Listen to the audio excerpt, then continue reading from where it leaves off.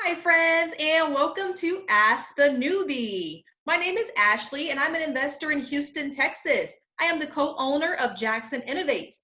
That's a real estate investor education and consulting firm right here in Houston, Texas, where we try to teach what we know. Some real estate strategies that I'm pretty good at, even though I'm a newbie, would be wholesaling, hoteling, sub two, owner finance, buy and hold rentals, Section 8 or housing voucher tenants, and flips.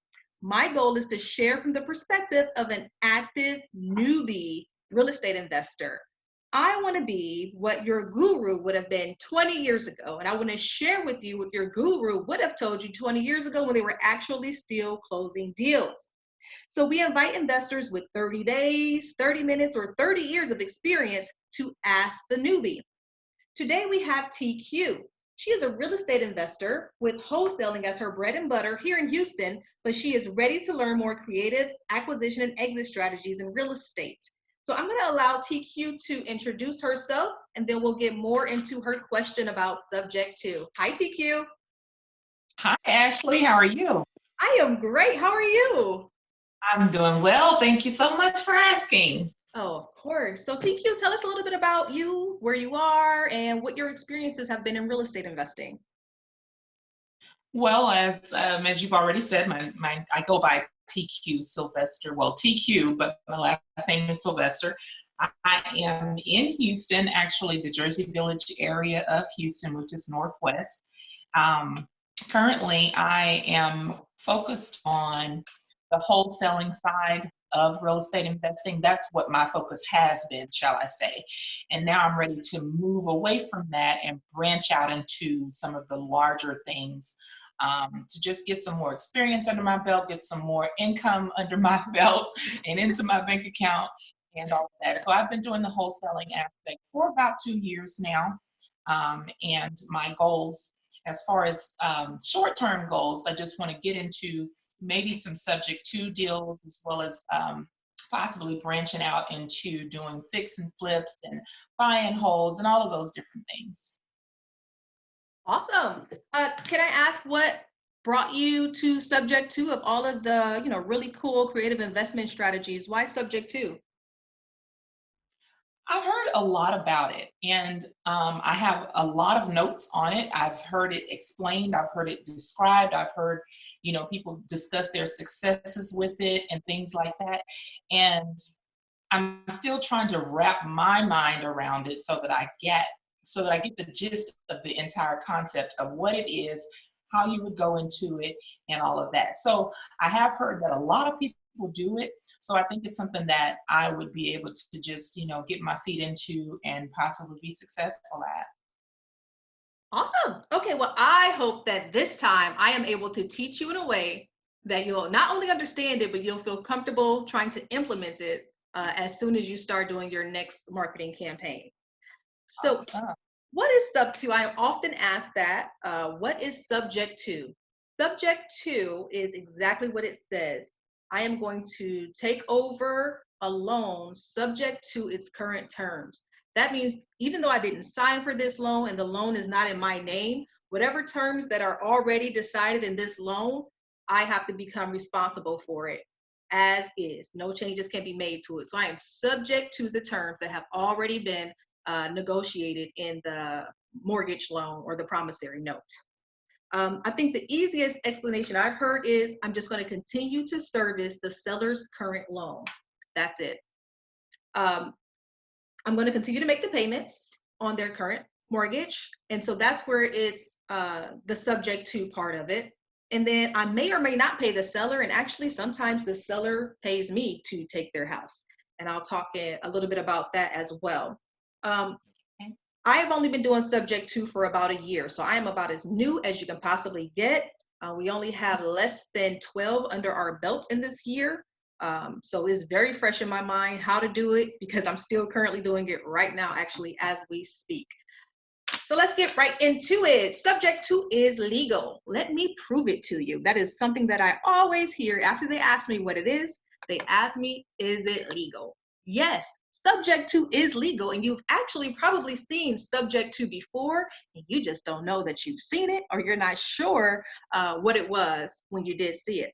So if you take a look at the screen now, I am going to show you some proof as soon as I get here. Okay, the first thing that I am going to show you is a HUD settlement statement. This was from a property that I purchased. This was the very first property that I ever purchased subject to. Okay, so if you take a look where my mouse is and you follow me down to line 207, it says existing loans taken subject to. Can you see that, TQ? Not yet. It's still spooling for some reason. Okay, I'm gonna wait until you can see it before I move on.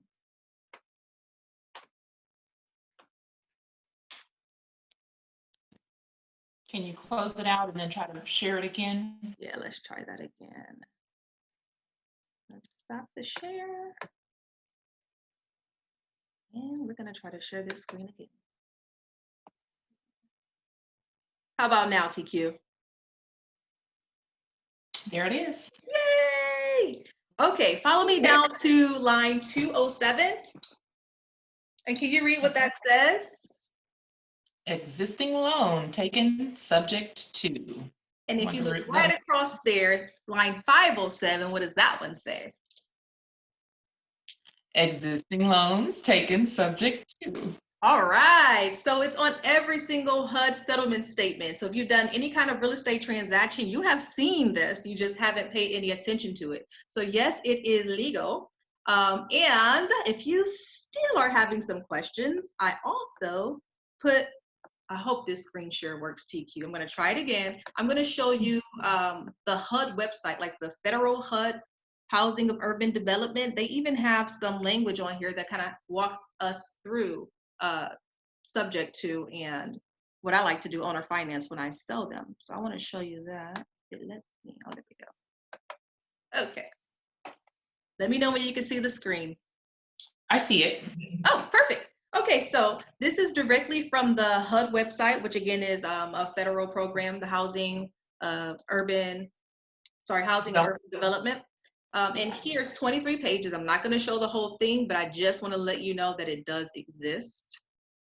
It does not give exact language, and that's why subject to is such a hush-hush niche of real estate, because those of us who do it, you know, we've kind of had to put our own things together, and it's very hard to get rid of your intellectual property and give that to someone else after you've worked so hard to put it all together. So that's why it's so hush-hush. I'm going to show you one more thing, and then I'm going to move into a little bit more about sub to. Okay, so this is how I like to sell subject to. Whenever I acquire a property subject to, my exit strategy is always going to be selling it with owner financing on a wrap. And I often hear, is that legal? So this is a HUD from owner finance sale that I did just a couple months ago. And here you'll also see that the language is in there. So if you could read line 206, please, TQ. 206 says seller finance wrap. In line 506. 506 says seller finance wrap. Yes. Okay, so I want you guys to know that that too is language on a HUD settlement. So it is 100% legal what we're doing. But you do want to make sure that you have the right support when you're doing these kinds of deals. So I'm going to get into what does TQ need to be ready for sub 2. The first thing I would suggest for TQ is continue wholesaling. The reason why I was able to transition into owner finance and subject to so easily is because I've done wholesaling for a while. So I've seen it before. I've even gone through the process before when I was, doing this with buyers who purchased the contracts from me. So in wholesaling, you're going to get a chance to see a lot of creative finance. And the beauty is you're not on the hook for it. In that instance, you're the wholesaler. If it goes right, if it goes wrong, it really doesn't affect you, but you still get all of the information, all of the documentation, all of the contacts, networking, you get all the pros and none of the cons when you're wholesaling. So my first bit of advice would be continue to wholesale. That's how you're going to learn as much as you need to know about creative finance. Number 2, you're going to need a title company who understands what the heck you are doing. In Texas, I will say Houston is very investor friendly. I can't really think of any title company that you can call in Houston, the popular ones that have never heard of it. But although they've heard of it, it doesn't mean that that's what they specialize in. So the title company that I like to use is Alan Shesker. And you can look that up at the SeshkerGroup.com. It's Ceshker. And if you Google it, it'll correct the spelling if I misspelled it. But what I like about Alan's team is, number one, Alan is a real estate investor who does subject to an owner finance. He happens to be an attorney who also happens to own the title company. I mean, you can't get any better than that, having someone who's also an investor watching your back. Also, in his office, they walk you through the paperwork that you need for closing. They walk you through the paperwork that you need to even get it under contract. Because Alan does this, if you're afraid you don't know what to say or how to finish it, he'll talk you through that. His staff, Jessica, I work with very closely. This is all she does all day long. Any questions you have, she is happy to answer. As a matter of fact, my very first one, she gave me a sample contract, and I just kind of copied what she had, and then she, let me know what I needed to change. So Alan Chesner, you need a great title company. Number three, you need an insurance guy. One of the biggest issues with sub 2, and you'll hear this all the time now that you're in the sub 2 world, is due on sale. Everyone talks about the due on sale clause. You'll hear some people say don't even worry about it. You'll hear other people say it's the end of the world. You'll have to get your own opinion on it. But I know the number one reason that the due on sale clause is called upon is because of insurance. If you don't have the right insurance guy, what will happen is they'll get insurance in your name, a name that is not on the mortgage. When you send that to the mortgage company, it's going to obviously raise some red flags, and they'll see that the deed has transferred. And once they see that, they will ask you to pay the mortgage in full. There is a way around that. I'm not going to say it on the recording. I'm going to say it to you when we get off TQ. And those of you who want to learn my secret, you're just going to have to hang out with me a little bit more. The guy that I use is Mike Monzingo. Mike Monzingo is with knowyouragent.com. You can find him there. Mike is also an investor. He also invests in owner finance and subject to properties. And he just happens to own an insurance company that specializes in it. So now, what I've given you so far, you should have your dream team ready to go and get your sub 2 going. And I've given you my direct contacts. Okay, the next step, you want to figure out your exit strategy. You want to figure out what works best for you. I only do sub 2 and owner finance. Oh, that's a lie. I was going to say I only do it in Texas. That's not true. I only do owner finance in Texas. I was about to say, wait a minute. So in Texas, my exit strategy is owner finance. I wrap the mortgages. And I only do that here because we're not allowed to do like land contracts, and rent to own is not very much supported in Houston because of some issues we had back during the hurricanes. People were getting taken advantage of. Long story short, there's some laws now, and rent to own is just not that friendly here in Texas. And a land contract you cannot do here. So owner finance wrap is the only thing I do in Texas. Now, when I do venture off to some other states, we've done North Carolina, South Carolina, and Ohio. Not because I'm super great, but that's because where our family is. And so they send us deals and we take them up there. Right. We're allowed to do some other things like lease option or rent to own. Okay, and then the next thing you want to do, once you figure out your exit strategy, and for you, TQ is probably going to be a wrap since you're here in Houston with me. Now, you want to start figuring out how you're going to market this to your current sellers. TQ, I have great news for you. Because you are already wholesaling, you already probably have a VA or a call center, you might be doing phone calls, you already have a list that you're calling. One thing that William Tingle always says, and he is like the king of all things sub 2, wholesale deals are not found, they are made. Wow. Investors don't even know what sub 2 is. So you can't call a seller and say, can I take your property sub 2? Because of course they have no idea what you're talking about. So you're not going to find a sub 2 list to call, right? It's going to be any list that you're already calling as a wholesaler, but now you're going to be able to offer an additional service. So the reason we got into sub 2 is because we got sick of hearing no. We wanted to get some more yeses going. And so the sub 2 is that get us more yeses. And so the same with you. Call your same list that you have now, but now instead of just offering to buy their house in cash, if you do get that no, now you have another service to offer. The best way that I've seen it explained, should I just tell you or should I tell everyone? What do you think? Tell everyone? or tell TQ? Okay. The hub says I'm going to tell TQ when we get off the recording, only because we are still active investors. And if you take all of the stuff that I'm doing, then I won't be an active investor anymore. But I will say one way to explain it, not the best way, I'm going to say that for TQ, but one way to explain it would be to just say, I'm going to continue to service your loan. And the great thing about it is you can add any terms you want, right? There is no set standard for how a sub 2 has to go. I've had sub 2s where I've said, I am going to continue to service your loan and I will pay you the equity for your home, but I'm only going to pay you after I've resold the property. You know, there have been instances where people have said, that's cool, but I don't really want my name on a mortgage. And when are you guys gonna refi or you get it out of my name? Always be honest, I cannot tell you that. As a matter of fact, the HUD I just showed you, that same guy asked me, can I guarantee that I'll have that loan out of his name in 3 years? And I'm so glad I said no, because coronavirus hit a month later. And who knows what's going to happen. And I'm so glad I was honest with that guy. So anyway, wholesale, subject to deals are not found, they are made. So use your same list. And then the last thing I'm going to give you guys are two of my favorite resources whenever I don't understand subject to. Actually, I'm going to give you three. And I'm only going to give you the first name of two of these people. I'll give you the first and last name of one person because he doesn't mind if you contact him. The other two might mind if I give you all of their information. The first person is William Tingle. So William Tingle is the guy that I look up to.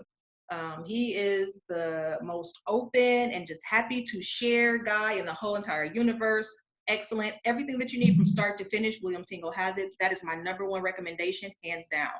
If you are in the Houston area, there is a young lady named Misty. She is the owner of Aria, which I know you know her, TQ. She's also a great resource for anything subject to or owner finance. And it might not even be because she does it as often, but because she just has a network that she has a really great network around her that can get any questions that you have answered. And the third person that I go to a lot is Oraldo. He is also a Texas investor. He's not a newbie, you know, he's been doing this, but he's not one of those guru guys. He's just like, hey, I do it anyway. Here's what I use, you know, if it works. So those are the three people I would contact. Misty and Oraldo you can find on Facebook. Misty does do teaching, so she will teach you if you reach out to her. Oraldo, I'm not sure if he does, but he'll tell you whatever you need. William Tingle will give you every piece of paper, every Post-it note you might need from start to finish on a sub 2. So I'm going to close with sub 2. Sub 2 is simple. I am just going to continue to service your loan after you move out of the home. TQ, I hope I answered your question better. The format of this is I'm going to ask you to kind of repeat what I said, but in a way that might be a little bit more friendly to someone who might be a little newer than I am. And then I'm going to ask if you have any follow-up questions before we end. And that'll be the end of this. So TQ, what did you learn?